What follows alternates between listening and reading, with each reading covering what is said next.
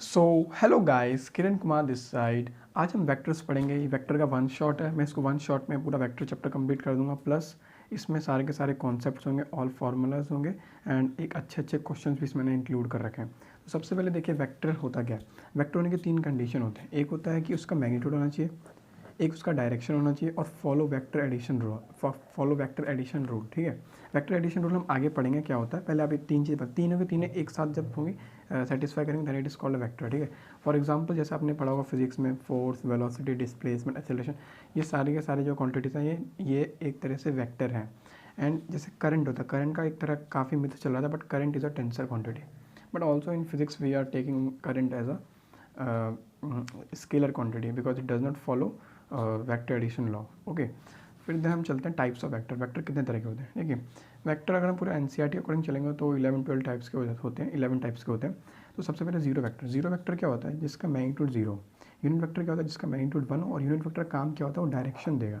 Magnitude one होता है but direction देगा। पोजीशन वेक्टर क्या होता है? जैसे कोई भी जैसे आर वेक्टर, वो एक फिक्स्ड पॉइंट से, ओरिजिन से जो डिस्टेंस होता है उसी को बोलते हैं पोजीशन वेक्टर। वो पोजीशन दिखाता है। ठीक है, कोई इनिशियल वेक्टर क्या होता है? जिसका जो सेम स्टार्टिंग पॉइंट जिसका सेम होता है। इक्वल वेक्टर्स क्या होता है? जिसका मैग्नीट्यूड सेम रहता है, they have same magnitude as well as direction same रहता है। ठीक है, मतलब दो बोथ जब सेम होगा तब उसको इक्वल वेक्टर्स बोलते हैं। पैरेलल वेक्टर्स की कंडीशन क्या होती है? A is equal to lambda times B vector. दोनों अगर ये है, जैसे फॉर एग्जाम्पल ये ए वेक्टर है, ये बी वेक्टर है, तो ए इसका समझ लो ट्वाइस है, तो ए इज इक्वल टू हम 2 भी लिख सकते हैं ना। तो इसी तरीके से अल्फा टाइम्स बी वेक्टर होता है। कोलिनियर वेक्टर क्या होता है? जो सेम लाइन में होता है, along the same line. Coplanar vectors क्या होता है? जिसका सेम प्लेन होता है और parallel to the same plane. ठीक है, या तो सेम प्लेन में हो या तो पैरेलल हो उसके। ठीक है, लाइक वेक्टर्स क्या होता है? जो सेम डायरेक्शन में होते हैं, सेम डायरेक्शन में होते हैं। लाइक फॉर एग्जांपल ये दोनों पैरेलल भी हैं और ये लाइक वेक्टर्स भी हैं। अनलाइक वेक्टर्स क्या होता है? जो अपोजिट डायरेक्शन में, फॉर एग्जाम्पल ये एंड ये। ठीक है, डिस्प्लेसमेंट वेक्टर क्या होता है? जैसे अगर ए टू बी गया है तो ए बी वेक्टर को डिस्प्लेसमेंट हुआ। ठीक है, नेगेटिव ऑफ वेक्टर क्या होगा? जैसे ए वेक्टर ऐसे है तो इसका नेगेटिव क्या होगा? उल्टा डायरेक्शन, बस माइनस साइन आगे आ जाएगा, डायरेक्शन चेंज हो जाता है। माइनस का मतलब ये कि डायरेक्शन उल्टा हो गया, अपोजिट हो गया। ठीक है, फिर हम आते चलते हैं कि एडिशन ऑफ वेक्टर क्या होता है। एडिशन हम वेक्टर कैसे कैसे ऐड कर सकते हैं, इसके पीछे तीन लॉ चलते हैं। बट हम इसको अगर बेसिक से चले ना तो इसमें दो ही लॉ हैं। ठीक है, तो एक जैसे हम देखते हैं ट्राइंगुलर लॉ। ट्राइंगुलर लॉ में क्या होता है कि जैसे एक वेक्टर ये रहा ए वेक्टर, एक वेक्टर के हेड पे दूसरे का टेल रखेंगे, ये बी वेक्टर, और जब उसका रिजल्टेंट वो होगा फर्स्ट के टेल से सेकंड के टेल को जो मिलाने वाली लाइन होगी वो उसका रिजल्टेंट होगा। सिंपल इसका मतलब देखो, हिंदी में समझाता हूँ। ये ट्राइंगुलर लॉ मतलब ये head head tail law. Triangular law का मतलब है हेड टेल लॉ, मतलब एक के हेड से दूसरे का टेल मिला और जो रिजल्टेंट होगा वो फर्स्ट के टेल से दूसरे का टेल होगा। और रिजल्टेंट में मतलब ये जैसे ए वेक्टर या बी वेक्टर, रिजल्ट मतलब क्या? ए प्लस बी हो गया। अब रिजल्ट में फॉर्मूला होता है R is equal to root under A square plus B square plus 2ab cos theta. आता कैसे भी हम बताएंगे आगे। ठीक है, अब इसी का इन्होंने एक्सटेंशन कर दिया। ट्राइंगुलर लॉ जो होता है ये सिर्फ अभी दो वेक्टर के लिए पॉसिबल है। अब जैसे फॉर एग्जांपल n वेक्टर्स आ गए या 3 वेक्टर्स आ गए तो उसके लिए हम क्या करेंगे? तो इसीलिए पॉलीगॉन लॉ है। पॉलीगॉन लॉ सिंपल सा बात है कि ट्राइंगुलर लॉ का एक्सटेंशन है। इससे ये भी एक तरह से हेड टेल लॉ मेथड कह सकते हैं इसमें, कि हम जैसे फर्स्ट ए वेक्टर के हमने हेड पे बी वेक्टर रख दिया और फिर बी वेक्टर के हेड पे सी वेक्टर का टेल रख दिया। फिर जो रिजल्टेंट होगा वो ए वेक्टर के टेल से सी वेक्टर के हेड पे मिलाने वाली जो लाइन है वो रिजल्टेंट, और resultant is equal to R is equal to A plus B plus C. सीधी बात है। ठीक है, तो सिंपल सा कॉन्सेप्ट था। ठीक है, अब एक आता है कि एंगल बिटवीन द वेक्टर्स। हम एंगल बिटवीन द सॉरी ये अभी नहीं, नेक्स्ट अभी थर्ड आता है पैरेललोग्राम लॉ। ठीक है, पैरेललोग्राम क्या होता है? सिंपल से इसमें समझना कि कोई दो वेक्टर है, उसमें पहले कंडीशन ये होती है कि ना दोनों वेक्टर्स ना जो होने चाहिए ना वो टेल टू टेल जॉइन होनी चाहिए। सबसे पहले इंपॉर्टेंट चीज़ है पैरेललोग्राम लॉ लगाने के लिए, जो दोनों वेक्टर्स होने चाहिए, दोनों vectors tail to tail join होने चाहिए। ठीक है, फिर उसके बाद इसमें क्या, इस रूल में क्या कहता है? जब ये दोनों के दोनों वेक्टर जब टेल टू टेल जॉइन है, ये डायरेक्शन इधर पॉइंट है इधर पॉइंट है, तो आपको क्या करना है? एक आपको इमेजिनरी पैरेललोग्राम, जैसे ये इमेजिनरी पैरेललोग्राम हमने यहाँ बना दिया। इमेजिनरी पैरेललोग्राम बनाने के बाद इन्होंने कहा है कि जो रिजल्टेंट वो लाइन होगी जो इस पैरेललोग्राम की, जब इमेजिनरी पैरेललोग्राम बने इसकी जो डायगनल होगी, और वो डायगनल वो वाली डायगनल होगी जो इस जो इंटरसेक्शन पॉइंट है जो ए और बी वेक्टर का, वो वाला डायगनल होगा। ठीक है, अब इसमें जैसे फॉर एग्जाम्पल ए वेक्टर ये बी वेक्टर ये और इनके बीच में थीटा ये एंगल है। ठीक है, हमने इसको एज्यूम कर दिया थीटा है। उसके बाद फिर इसमें रिजल्टेंट का फॉर्मूला जो मैग्नीट्यूड होता है रिजल्टेंट का, ये root under A square plus B square plus 2ab cos theta होता है। ठीक है, ये जो रिजल्टेंट हुआ जो इन दोनों वेक्टर का जो टेल से टेल जॉइन है पहले तो ध्यान रखना, और जो रिजल्टेंट होगा वो डायगोनल होगा पैरेललोग्राम का, और वो रिजल्टेंट का जो मैग्नीट्यूड आता है मैग्नीट्यूड वो होता है root under A square plus B square plus 2ab cos theta. फिर जब डायरेक्शन निकालेंगे इस आर वेक्टर का जो रिजल्टेंट है तो इसको हमने अल्फा ले लिया, तो रिजल्टेंट जैसे रिजल्टेंट का जो डायरेक्शन होगा, डायरेक्शन निकालेंगे हम क्या क्या, ये बी वेक्टर है, जैसे वेक्टर में पहले शिफ्ट कर सकते हैं, बी वेक्टर है। फिर इसका हमने यहाँ पे कंपोनेंट लिया, थोड़ा प्रूव भी बता दो प्रूव कैसे हुआ, ये बी वेक्टर है, फिर ये भी अल्फा हो गया, ये बी कॉस अल्फा हो गया, ये बी साइन अल्फा हो गया, सिंपल सी बात है। ठीक है, अब हम टेन अल्फा लगाएंगे, टेन अल्फा क्या होता है, सॉरी टेन अल्फा क्या हो गया, बी साइन अल्फा अपॉन ए प्लस बी कॉस थीटा। ये जैसे अभी अल्फ़ा है, अब अगर ये हम जैसे थीटा लेंगे, जैसे ये वाला थीटा हो गया तो फिर ये थीटा हो जाएगा, मैंने अभी अल्फ़ा लिया, ये अल्फ़ा हो गया, समझ आया। देखिए वापस मैं अगर समझाता हूँ, देखो हुआ क्या, जैसे ये एंगल अल्फ़ा है और ये थीटा है, तो ये अगर थीटा है तो जब यहाँ पे जाएंगे तो ये भी थीटा हो जाएगा। ठीक है, ये थीटा हो गया, तो फिर ये जब बी है तो ये बी कॉस थीटा हो जाएगा, बी साइन थीटा हो जाएगा। फिर जब हम इसका कंपोनेंट ले लिया, इसके बाद हमने डायरेक्शन कैसे निकालेंगे, सीधी बात है टेन थीटा ले लेंगे, तो बट हमें रिजल्टेंट के साथ निकालना है, ए के साथ निकालना है, रिजल्टेंट वाला ए के साथ निकालना है, तो टेन अल्फा ले लेंगे, तो टेन अल्फा क्या होगा, B sine theta divide by A plus B cos theta. और अगर हम यही हम रिजल्टेंट बी के साथ निकालेंगे तो बी के साथ रिजल्टेंट ये वाला हम बीटा हो जाएगा, ये वाला हमने बीटा एज्यूम कर लिया, बीटा एज्यूम कर लिया, जब बी के साथ निकालेंगे तो ए वाला पहले आएगा, मीन्स मतलब सिंपल इसका मतलब ये है कि ए साइन थीटा आ जाएगा divide by B plus A cos theta आ जाएगा। कंपोनेंट से लेना बहुत इंपॉर्टेंट, वेक्टर में जिसको आ गया ईजिली काम हो जाएगा। ठीक है, और theta angle between A and B vector है, और डायरेक्शन रिजल्ट आपको बता दें कि टेन थीटा ले लोगे तो काम हो जाएगा। अब आते हैं सब्ट्रैक्शंस ऑफ वेक्टर। हमने एडिशन के 3 लॉ पढ़ लिए। ठीक है, अभी तक हमने 3 लॉ एडिशन के पढ़ लिए, polygon law, triangular law, parallelogram law. इसमें रिजल्टेंट निकालना सीख लिया, और टेन अल्फा जो डायरेक्शन देता है। ठीक है, जो रिजल्टेंट है वो मैग्नीट्यूड है, थोड़ा ध्यान रखना ये बात, मैग्नीट्यूड और ये डायरेक्शन है, डायरेक्शन में टेन अल्फा निकाला है। फिर अगर वही बीटा के साथ निकालना होगा तो कंपोनेंट्स के साथ खेलेंगे, बस कंपोनेंट्स लेना आपको आना चाहिए। ठीक है, फिर और टाइप्स ऑफ वेक्टर्स मैंने पढ़ लिया, और वेक्टर्स की 3 कंडीशन होनी चाहिए। ठीक है, और एक और चीज़ ये बोलना मैं भूल गया था, कोई भी वेक्टर को हम इस तरह से वेक्टर को रिप्रेजेंट करने का तरीका होता है कि A vector is equal to A vector into A cap, A vector A vector is equal to A का मैग्नीट्यूड इंटू ए कैप। इसमें ए वेक्टर जो ये जो है ये मैग्नीट्यूड ऑफ ए वेक्टर, और ये ए कैप है यूनिट वेक्टर का मतलब सिंपल सा मतलब समझो, जैसे फॉर एग्जांपल आप जैसे आपने इस डायरेक्शन में गए, ठीक है, ए टू बी आप गए, ठीक है, ए टू बी आप गए, तो इसमें ना सिंपल से एक समझ लो, एक छोटा सा माइन्यूट सा एक वेक्टर ले लो जो ए से और बी के ए टू बी में डायरेक्शन शो करे, इसका और जिसका जो मैग्नीट्यूड होना चाहिए, मैग्नीट्यूड इज इक्वल टू 1 होना चाहिए, और डायरेक्शन होना चाहिए ए टू बी। बस इतना सा मतलब समझ लो कि आप ए से बी जा रहे हो, आपको उस ऐसा एक वेक्टर लो वो जिसका मैग्नीट्यूड 1 हो, जैसे मैग्नीट्यूड इतना सा है 1 है, और उसका डायरेक्शन जो होना चाहिए वो इस साइड होना चाहिए, ए टू बी। बस इतना है कॉन्सेप्ट, इतना से ज़्यादा नहीं है, और सिंपल से आपको बता दिया कि वेक्टर को कैसे रिप्रेजेंट करते हैं, ए vector is equal to A का मैग्नीट्यूड इंटू ए का। ठीक है, अब आते हैं सब्ट्रैक्शन वेक्टर। सब्ट्रैक्शन वेक्टर में सिंपल सा कॉन्सेप्ट है कि अगर आपको एडिशन आ गया तो अपने आप आपको सब्ट्रैक्शन भी आ जाएगा। देखिए एडिशन में हमने क्या पढ़ा कि ए प्लस बी, अब एडिशन ऑफ वेक्टर जैसे addition of vector A plus B होता है, पर सब्ट्रैक्शन हम क्या करेंगे, बी का अपना मैंने आपको बताया था अगर बी वेक्टर ये है तो माइनस बी वेक्टर ये होगा, तो बस डायरेक्शन चेंज कर देंगे। तो उसी तरीके से ए प्लस बी को माइनस बी लिख सकते हैं, बट बीच में प्लस भी लगा सकते हैं, है कि नहीं, उसको माइनस भी लेके कर सकते हैं। फिर देखिए अब यहाँ पे आता है जैसे ये है, ये ए वेक्टर ये बी वेक्टर है, तो माइनस भी क्या है नीचे हो जाएगा, ये देखिए यहाँ पे नीचे हो जाएगा। फिर इसका जैसे R1 रिजल्टेंट का मैंने बताया था कि ए प्लस बी होता है, ए प्लस बी का फॉर्मूला भी हमें तुरंत निकालता है, A square B square minus plus 2ab cos theta. पर जब माइनस भी हो जाएगा तो ये R2 हो जाएगा, बट हमने थीटा तो ये थीटा हमारा ये था ना, ये मैंने बताया था theta is the angle between A and B, जब माइनस भी होगा तो ये 180 माइनस थीटा हो जाएगा, सिंपल सा बात है, 180 माइनस थीटा होगा। 180 माइनस थीटा जैसे ही होगा फिर आप जैसे ही रिजल्टेंट में फॉर्मूला होगा, क्योंकि हमने तो यहाँ एडिशन ही किया ना, ए प्लस ब्रैकेट में माइनस भी है तो एक में एडिशन ही किया है। फिर हम क्या करेंगे, root under A square plus B square minus 2ab cos theta, A की जगह ए डालेंगे और बी की जगह माइनस बी डालेंगे, बट स्क्वायर होती पॉजिटिव हो जाएगा। फिर प्लस 2ab माइनस बी डालेंगे, ठीक है। अब cos 180 माइनस थीटा क्या होगा, सीधी सी बात है, minus cos theta cos theta overall minus हो जाएगा, तो A square plus B square minus 2ab cos theta formula हो गया। अब इजीली कॉन्सेप्ट को समझो, ठीक है, यहाँ पे हो गया। फिर यहाँ पे कुछ वैल्यूज़ हमें याद रखनी जरूरी है, जैसे sin 37 की वैल्यू होती है 3/5, cos 37 की होती है 4/5, tan 37 की वैल्यू होती है 3/4, tan 15 होती है √3 - 1/√3 + 1, जिसको हम जब रैशनलाइज करेंगे तो 2 - √3 आ जाती है, ठीक है। अब यहाँ पे एक और अच्छा क्वेश्चन बनता है, एक तरह से कॉन्सेप्चुअल क्वेश्चन भी समझो, इस तरह के आगे हम रोटेशन में, सर्कुलर मोशन में, सेंटर ऑफ मास में कहीं ना कहीं इस तरह से क्वेश्चन दूसरे फॉर्म में यूज़ होता है। जैसे आपको 3 वेक्टर दे दिया, ए vector, B vector, C vector. A vector दे रहा है 2√2, बी वेक्टर दिया है 3, इसका डायरेक्शन ऐसे शो कर रहा है, सी वेक्टर दिया है 5, ठीक है। अब इसको एंगल दिया 45 के साथ है, या 37 के साथ है, बी वेक्टर 90 डिग्री में है। अब बोल रहा है कि फाइन, इसमें आपको सीधी इसमें बोला है कि रिजल्टेंट निकालना है। तो रिजल्टेंट आप पता है कैसे निकालोगे, सिंपल से इस तरह का जब भी क्वेश्चन है, इसमें सबसे पहले मैं कंपोनेंट्स ले रहा है, कंपोनेंट्स ले लो, कंपोनेंट्स एक्स और वाई में ले लो, एक्स और वाई में ले लो, एक्स और वाई में ले लो, उसके बाद उन तीनों को बैलेंस कर लो, बस तीनों वेक्टर को बैलेंस करोगे, एक्स में एक्स, वाई में वाई, बैलेंस कर लो, अपने आप काम हो जाएगा। इसमें कॉन्सेप्ट ये आपको कंपोनेंट्स लेना चाहिए, इधर भी मैंने बताया कंपोनेंट्स आएगा तो प्रूव हो जाएगा इजीली। फिर यहाँ तो लॉ बताया कि हेड टू टेल, बस हेड टू टेल ज्वाइन करना है। और वेक्टर क्या ये बता दिया कि मैंने जो, इस सब इजी है। यूनिट वेक्टर क्या होता है, जिसमें एक यूनिट मैग्नीट्यूड और उसका एक डायरेक्शन दे, बस। जीरो वेक्टर मतलब जिसका जीरो मैग्नीट्यूड, पोजीशन वेक्टर जो एक पोजीशन दिखाए बट एक ऑरिजिन से दे, सीधी बात है।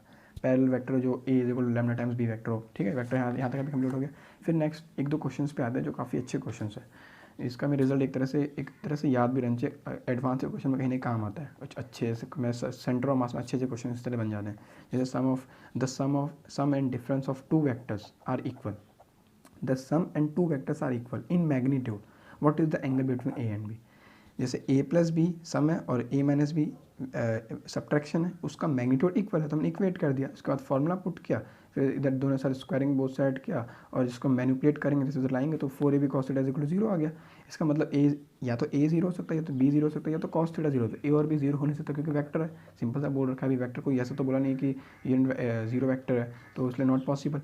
तो जब cos थीटा 0 कब होता है, जब थीटा 90 डिग्री होता है, तो 90 डिग्री पे पॉसिबल है। अब ऐसे भी अगर फील करोगे ना तो अपने आप आएगा कि दो वेक्टर का जो सम है, the sum and difference of two vectors are equal, मतलब दो वेक्टर का जब सम लेंगे, जैसे ये दो वेक्टर है, इसका जब सम लेंगे और इन दोनों वेक्टर का जब सब्ट्रैक्शन करेंगे तो इक्वल है। इक्वल कब होगा, जैसे ये इधर ही जैसे मैं यहाँ पे भी निकाला था, ये दो ए प्लस बी, मतलब ये रिजल्टेंट है R1 है, और ये ए माइनस बी ये R2 है। ये दोनों कब इक्वल है, जब 90 डिग्री पे होगा, थीटा 90 डिग्री होगा बीच में, क्योंकि सिंपल सा बात है, आप ध्यान से लगाओगे ना फॉर्मूला तुरंत आप फटाफट आ जाएगा, जैसे हमने यहाँ पे तुरंत लगाया, ठीक है। फिर दूसरा क्वेश्चन आता है, the sum of two unit vectors is a unit vector. दो यूनिट वेक्टर, मैं यूनिट वेक्टर आप डरो मत, यूनिट वेक्टर मतलब क्या, जिसका मैग्नीट्यूड बना, मतलब यूनिट वेक्टर बोलते हैं आपको मतलब जाना कि मैग्नीट्यूड इसका बना बस, और डायरेक्शन अपने आप तुरंत आप पता चल जाएगा क्या। The sum of two unit vector is a unit vector, जो उसका रिजल्ट है वो भी यूनिट वेक्टर है। Find the angle between two vector, simple सा बात है, या A plus B is equal to resultant है। अब इसका रिजल्टेंट का फॉर्मूला लगा देंगे, रिजल्टेंट का मैग्नीट्यूड मैंने फॉर्मूला बताया था, मैग्नीट्यूड का फॉर्मूला क्या था, root under A square plus B square plus 2ab cos theta. फिर रिजल्टेंट का फॉर्मूला, रिजल्टेंट का जो मैग्नीट्यूड है वो 1 दे रखा है, और ए बी की वैल्यू भी दे रखी है 1 1, और 2a की जगह 1, b की जगह 1, और cos थीटा ऐसे। इसको स्क्वायरिंग बोथ साइड करेंगे तो 2 + 2 स्क्वायर करेंगे तो 1 + 2 + 2 cos थीटा, ये cos थीटा -1/2 कहाँ, सेकंड क्वाड्रेंट, मतलब थीटा 120 डिग्री, बस सिंपल सा बात है।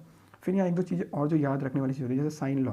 साइन लॉ में क्या होता है, जैसे ये ट्रायंगल है, ठीक है, ये ए वेक्टर ये रहा, बी वेक्टर ये रहा, सी वेक्टर ये रहा, फर्स्ट के हेड पे दूसरे का टेल है, सेकंड के हेड पे तीसरे का टेल है, ये ध्यान रखना, डायरेक्शन भी बहुत इंपॉर्टेंट है।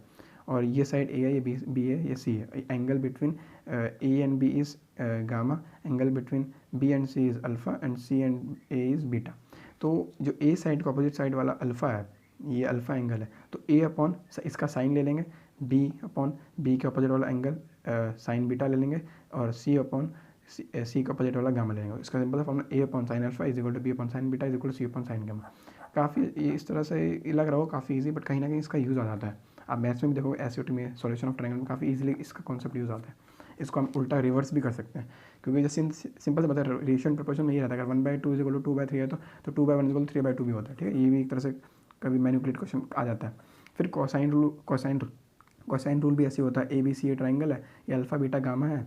अब जब हम कॉस अल्फ़ा निकालेंगे, कॉस अल्फ़ा, तो कॉस अल्फ़ा कोसाइन रूल को सबसे अच्छी चीज़ आपको बताता है, कोसाइन रूल ना कोई भी ट्रायंगल के लिए पॉसिबल है, चाहे वो स्केलन हो चाहे इक्विलेटरल हो, ठीक है। तो कॉस अल्फ़ा इसमें क्या होगा, कॉस अल्फ़ा, ये अल्फ़ा के अपोजिट वाला साइड सी है। अब सी को छोड़ दो, मतलब सॉरी, ये अल्फ़ा है, कॉस अल्फ़ा क्या होगा, इस दोनों की जो अपोजिट साइड है, मतलब ए स्क्वायर और ये बी स्क्वायर, इन दोनों को ऐड, सॉरी देखिए वापस एक मिनट रुकिए, देखिए कॉस अल्फ़ा में हमने निकाला ना, तो ये अल्फ़ा मतलब कि आप ए को छोड़ दो और बी सी को रख दो, मतलब ए को हटा दो, तो इसका मतलब क्या, बी स्क्वायर प्लस सी स्क्वायर माइनस ए स्क्वायर अपॉन 2bc, मतलब अल्फ़ा मतलब क्या, ए साइड वाला एंगल है ना, अपोजिट साइड वाला एंगल, ये देखिए, और उसी तरह कॉस बीटा में क्या होगा, जब बीटा आप बीटा निकालोगे तो बीटा मतलब अपोजिट साइड वाला बी वाला बी को आप माइनस कर दो और जो अपने ए और जो रिमेनिंग टू साइड है उसको ऐड कर दो। बस सिंपल ट्रिक है, ऐसे नहीं तो याद ही करना होता। ट्रिक यही है कि जैसे आप कॉस अल्फा निकालो, अल्फा एंगल क्या है कि आप ए साइड वाला अपोजिट वाला, तो ए साइड को माइनस कर दो और उन दोनों साइड को ऐड कर दो और डिवाइड में 2 टाइम्स जो वो 2 साइड जो आपने ऐड किए हैं उसको कर दो। बस ये भी कहीं ना कहीं अच्छा यूज़ आ जाता है। इसके कुछ एडवांस क्वेश्चंस भी हैं अगर आप देखोगे तो। ये जो हम लोग यहाँ भी आपको मैंने बताया है कि यहाँ पे हम लोग इक्विलिब्रियम वाला लगा रहे हैं कॉन्सेप्ट, ये वाले क्वेश्चंस में कुछ इस तरह से भी हम साइड दे देता है, अच्छे क्वेश्चन बनते हैं इस पर भी, कोसाइन रूल पे भी। ये है इजी है बट हाँ कहीं ना कहीं अच्छे क्वेश्चन बनाते हैं। फिर एक और क्वेश्चन इसी बात है, जैसे the sum of 2 unit vector is a unit vector, then what is the difference between 2 vectors. अभी मैंने यही क्वेश्चन यहाँ बताया था कि the sum of 2 unit vector is a unit vector, वही मैग्नीट्यूड दोनों का सेम 1 1 ले लेंगे, उसका आर वेक्टर निकाल लेंगे, फिर थीटा निकल जाएगा, थीटा वहीं पे जैसे 120 डिग्री निकल गया। अब उसके बाद क्या बोल रहा है, डिफरेंस बिटवीन निकाल, डिफरेंस का फॉर्मूला क्या है, रूट 20 का माइनस cos थीटा, तो लगाएंगे √3 आ जाएगा, बस खत्म। फिर यहाँ पे जैसे कंपोनेंट का मैंने बताया कि अगर ए वेक्टर है, ये एक्स एक्सिस का थीटा बना रहा है, तो जो थीटा वाला एंगल होता है वो ए cos थीटा होता है, इधर होता है ए sin थीटा होता है। ए cos थीटा को हम ए एक्स भी लिख सकते हैं और इसको ए वाई भी लिख सकते हैं, ठीक है। और इसको हम ए एक्स को एक्स कॉम्पोनेंट बोलते हैं, इसको वाई कॉम्पोनेंट बोलते हैं। और हम इसको उल्टा भी प्रूफ कर सकते हैं, जो ए एक्स निकल गया ए cos थीटा और ए sin थीटा ये दिया है, तो अगर हमें ए वेक्टर निकालना है तो √a² प्लस ए वाई का होल स्क्वायर निकाल सकते हैं। मतलब ए cos थीटा का होल स्क्वायर प्लस ए sin थीटा का होल स्क्वायर, तो क्या हो जाएगा, sine square plus cos square 1 हो जाएगा और ए स्क्वायर निकल जाएगा, मतलब डायरेक्ट इज इक्वल टू, आप करोगे ना डायरेक्ट ये भी तुरंत आ जाएगा, कोई दिक्कत वाली बात नहीं। Sine square plus cos theta 1 हो जाएगा और √2a आ जाएगा। नहीं समझे, अब ट्राई करिए, देखा मैं क्या बोल रहा हूँ, थोड़ा फास्ट बोल रहा हूँ पर ये सब इजी है, सब एवरीथिंग इज़ फाइन, ठीक है। मल्टीप्लिकेशन ऑफ वेक्टर जब निकालेंगे इसमें 2 तरह से होता है, ठीक है। एक डॉट प्रोडक्ट होता है और क्रॉस प्रोडक्ट होता है। डॉट प्रोडक्ट का रिजल्ट स्केलर होता है, क्रॉस प्रोडक्ट का होता है वेक्टर, ठीक है। डॉट प्रोडक्ट क्या होता है, A dot B is equal to mod A mod B cos theta, A cross B का होता है mod A mod B sine theta N cap, ठीक है। सिंपल सा बात है, जो इसमें थीटा होगा angle between A and B होगा, ठीक है। एन कैप क्या है, it is a unit vector, unit vector मतलब एक तरह से मैग्नीट्यूड बना है और देता है direction perpendicular to the A and B, perpendicular होगा ए एंड बी के, ठीक है। और जैसे ये भी theta is angle between A and B. अब जैसे ये 2 वेक्टर ए एंड बी, अब इसमें एंगल कौन सा लेंगे, ये लेंगे ये लेंगे, छोटा वाला एंगल लेते हैं, ध्यान रखना ये बात, छोटा वाला लेते हैं। और हमेशा या तो टेल टू टेल होना चाहिए या तो हेड टू हेड होना चाहिए।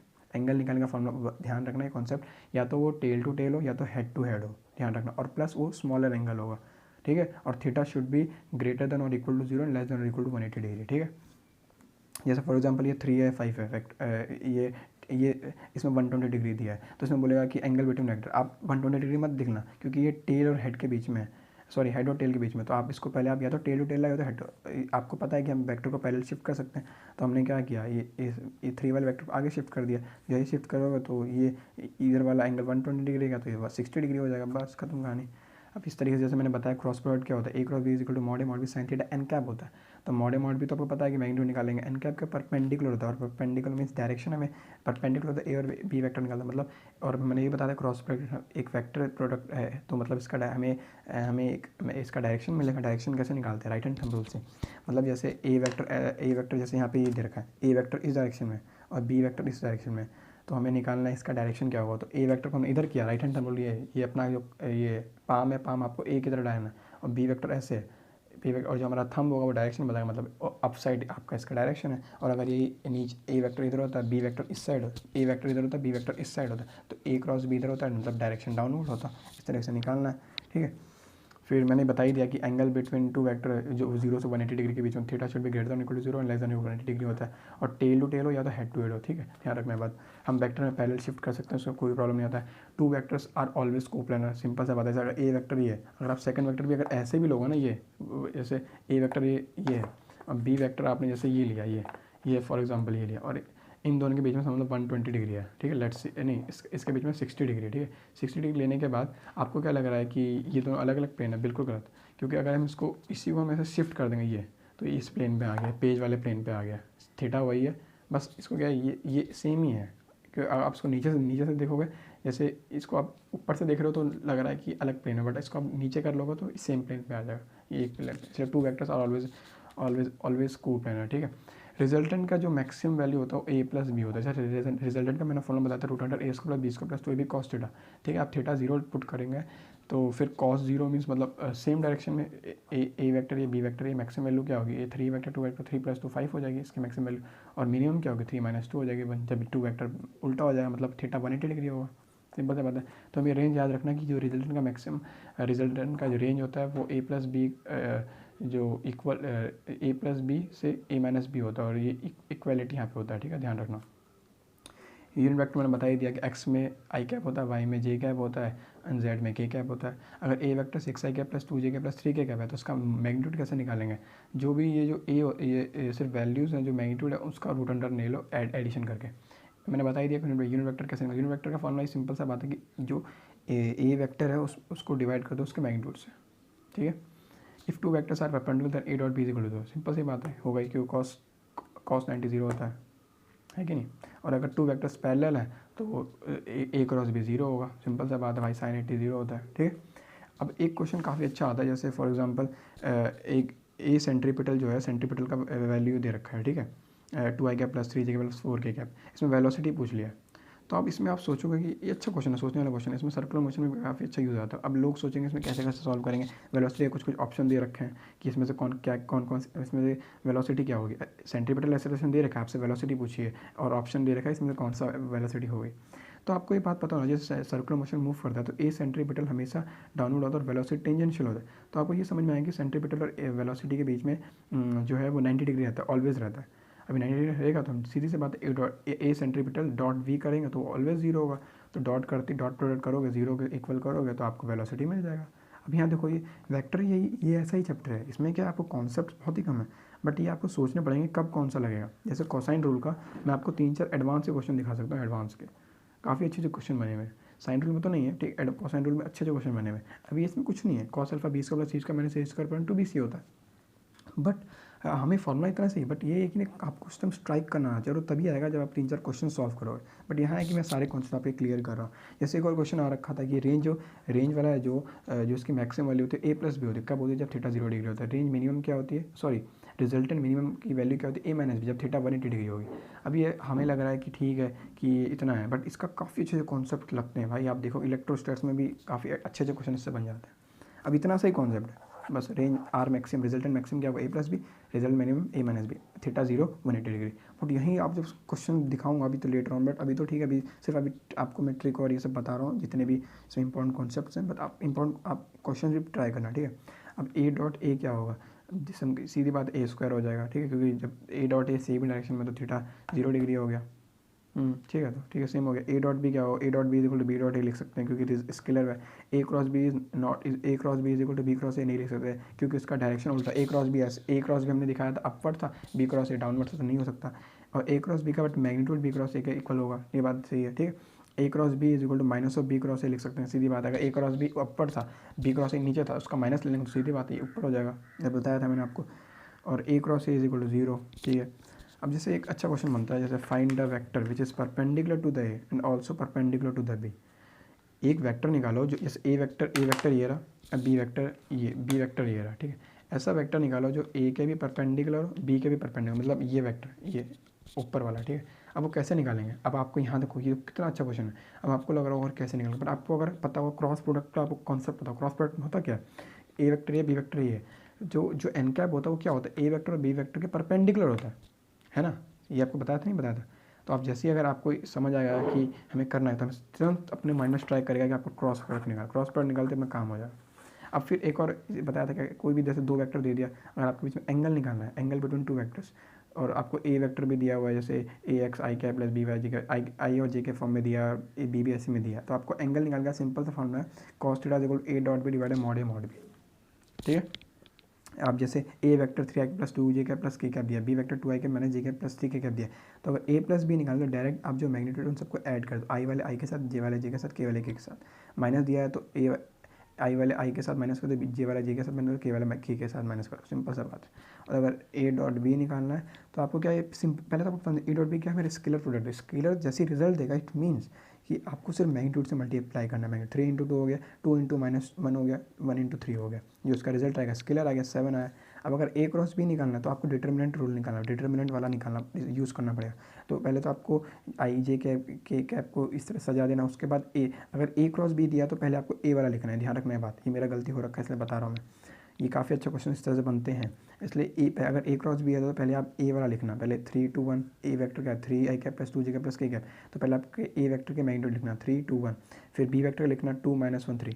तो इसमें क्या सिंपल सा ये होता है ना कि जैसे अगर आपको पहले आई वाला निकालना तो पहला रो आई वाला रो बंद कर दो और आई वाला रो और आई वाला कॉलम को छुपा दो, तो जो ये बचा 2 1 और -3, तो इसमें से आप क्या क्रॉस मल्टीप्लाई करो 3 × 2, फिर इसमें सब्ट्रैक्ट कर दो और 1 × -1, फिर जो सेकंड वाला होगा उसमें माइनस जे कैप लेना, जो सेकंड वाला होगा उसमें माइनस जे कैप, फिर जे कैप वाली रो और जे कैप वाली कॉलम को आप छुपा लेना और 3 × 3 -3 × 3 हो गया, -2 × 1 हो गया, क्रॉस मल्टीप्लाई करना। मतलब ये है कि जैसे आप के कैप वाला निकालो तो केवल आप रो और कॉलम को छुपा दो, जो बचा उसको क्रॉस मल्टीप्लाई कर लो और बीच में माइनस साइन रख लो और अल्टरनेट में माइनस प्लस करते रहो। ये होता क्यों है, इसके पीछे आप मैट्रिक्स एंड डिटरमिनेंट जरूर पढ़ोगे, ये होता है, इसके पीछे एक रूल होता है, ठीक है, वो भी पढ़ने की जरूरत नहीं है। तो मैंने सारे कॉन्सेप्ट तो क्लियर कर दिए हैं और ये कुछ आपको एक बार वापस रिकॉल कर देता हूँ। देखिए वेक्टर्स क्या होता है, जिस वेक्टर्स के लिए 3 कंडीशन होती है, magnitude, direction, follow vectors addition law, types of vector, उसमें कुछ भी नहीं है, काफ़ी ईजी है, बस आपको वर्ड से ही आपको सारा समझ में आ जाएगा। बट इसमें एक अच्छा क्वेश्चन ये बनता है पैरेलल वेक्टर्स में A is equal to lambda times B vector, इसमें अच्छे से क्वेश्चन बन जाते हैं। फिर दूसरा होता है, जैसे मैं एडिशन के लिए बता दिया, एक ट्रायंगुलर लॉ होता है, एक के हेड पे दूसरे का टेल, पॉलीगन लॉ वही एक के हेड पे दूसरे का टेल, एक के हेड पे दूसरे का टेल, जिसमें रिजल्टेंट होगा वो फर्स्ट के टेल से लास्ट के हेड पे, ठीक है। पैरेललोग्राम क्या होगा, दो वेक्टर जो होंगे एक टेल पे जुड़ेंगे, ध्यान रखना टेल पे जुड़ेंगे और दोनों टेल से टेल जुड़ेंगे, जो उसका और हमें एक इमेजनरी पैरेललोग्राम बनाना और जो उसका रिजल्टेंट होगा वो क्या होगा, उसका डायगोनल होगा और वो डायगोनल वही होगा जो उस पॉइंट्स इंटरसेक्शन पॉइंट से होगा, ध्यान रखना बात। रिजल्टेंट का मैग्नीट्यूड क्या होगा, root A square plus B square plus 2b cos theta, और जो एंगल होगा या जो उसका डायरेक्शन होगा tan अल्फा निकाल लोगे और इसका कंपोनेंट लेके आप सीधी बात है tan अल्फा लगाओगे अब तुरंत आ जाएगा, बस कंपोनेंट ले लेना। सब्ट्रैक्शन में क्या आपको एडिशन ही करना है, बस क्या आप जैसे ही करोगे वो 180 माइनस थीटा हो जाएगा, फॉर्मूला लगाओगे माइनस, बस प्लस की जगह माइनस आ जाएगा। फिर कुछ वैल्यूज़ है, 10 15 की value 2 minus root 1033 sin 37 cos 37 4/3 10,003/4, बस तुम लगाओगे फटाफट हो जाएगा। एक यहाँ पे मैंने आपको एक अच्छा कॉन्सेप्ट बताया था कि जब भी ऐसे वेक्टर्स हों कुछ थीटा एट पे दिए हो तो आपको कंपोनेंट्स लेना, कंपोनेंट्स लेकर मैंने कॉन्सेप्ट आपको बताया था कि अगर ये ए वेक्टर दिया और थीटा एक्स एक्सिस है तो एक जिस साइड के साथ एंगल है वहाँ पे cos थीटा आता है, बस ये ध्यान रखना, एक ही चीज़ आएगा वो अपने आप हो जाएगा, जिस साइड के साथ थीटा वो अपने आप cos थीटा होगा, अपोजिट वाला अपने आप sin थीटा हो जाएगा। डॉट प्रोडक्ट और क्रॉस प्रोडक्ट हम सबसे चीज़ सीखने वाली बात है, डॉट प्रोडक्ट का रिजल्ट ऑलवेज स्केलर होता है, क्रॉस प्रोडक्ट का ऑलवेज वेक्टर होता है, और उसमें जो एन कैप होता है वो ऑलवेज परपेंडिकुलर होता है ए और बी वेक्टर के, ठीक है, ध्यान रखना। तो ये था, और एक कोसाइन रूल आपको याद जरूर रखना, साइन रूल तो आपको इजीली याद हो जाएगा, ठीक है। और इसमें दो कॉन्सेप्ट और अच्छा है कि जिसमें क्वेश्चन अच्छे बनते हैं, जब थीटा 90 डिग्री होता है ए डॉट बी जीरो होता है, थीटा 180 डिग्री होता है तो ए क्रॉस बी जीरो होता है, सॉरी हाँ ए क्रॉस बी जीरो होता है, ध्यान रखना। 180 डिग्री पे रहेगा तो क्रॉस प्रोडक्ट जीरो हो जाएगा और 90 डिग्री पे होगा तो डॉट प्रोडक्ट जीरो, इस पर क्वेश्चन अच्छे बनने के चांसेस बनते हैं। फिर एंगल बिटवीन द वेक्टर्स पे आप ये निकाल लेना, और क्रॉस प्रोडक्ट जैसे आप कोई परपेंडिकुलर वेक्टर निकालना है दो वेक्टर के तो फिर उसमें आप क्रॉस प्रोडक्ट का फॉर्मूला लगाओगे, यहाँ पे ध्यान रखना है बात।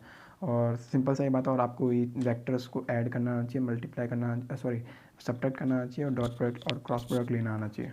और ये ध्यान रखना क्रॉस प्रोडक्ट में ऑल्टरनेट साइन चेंज होता है, मतलब माइनस रहेगा, और जिस रो के लिए आप निकाल रहे हो जैसे आप आई कैप के लिए निकाल रहे हो तो उसका रो और उसका कॉलम को आप छुपा दो, और जो रिमेनिंग जो 4 एलिमेंट्स बचे उसका आप क्रॉस मल्टीप्लाई कर लो और बीच में माइनस साइन ले लो। सो दैट्स ऑल, मैंने तो सारी चीज़ कंप्लीट कर दी है। So thank you, have a nice day.